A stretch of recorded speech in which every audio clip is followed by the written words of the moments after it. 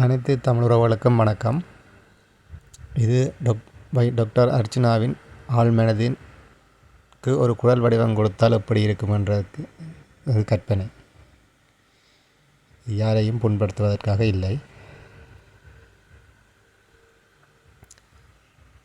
எனக்கு அப்போவே தெரிந்திருந்தால், நான் படிக்கும் காலத்தில் எனக்கு தெரிந்திருந்தால் இவ்வளவு யாழ்ப்பாணத்து மக்கள் இவ்வளவு முட்டாள்களாக இருப்பார்கள் என்று நான் அரசியல் வைத்திய படிப்பதை விட்டுவிட்டு அரசியல் குதித்திருப்பேன்.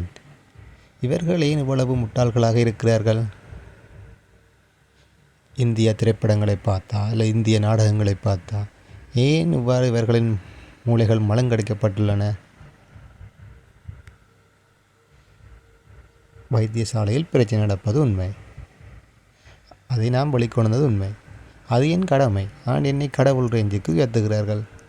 இப்படி என்று தெரிந்திருந்தால் நான் ஆரம்பத்திலே படிப்பதை விட்டுவிட்டு அரசியல் குதித்து பெரிய ஆளாகி இருக்கலாம். இதனால் தான் அரசியல் தலைவர்கள் எல்லாம் ஏமாற்றுகிறார்களோ? இவர்கள் இவ்வளவு முட்டாள்களாக இருக்கிறது அறியா. ஓகே, வைத்தியசாலையில் இவ்வளோ பிரச்சனை இருக்குதுன்னு சொன்னால் அதுக்கான தீர்வுகள் நிறைய இருக்கிறது.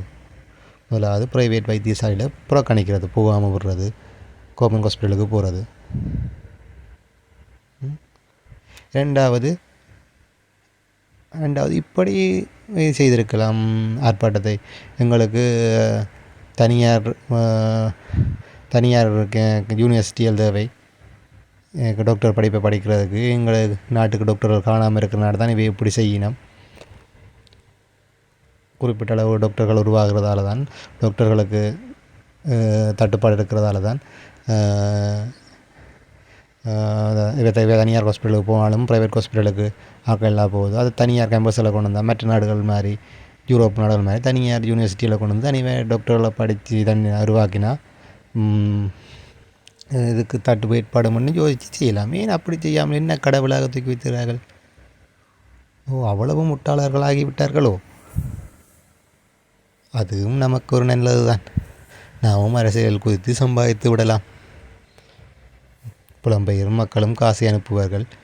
அவர்களின் காசை வைத்து ஓட்டை கேட்டு அவர்களின் இதை வச்சு அரசியல் உருவாகிடலாம். நல்ல ஐடியா தான்.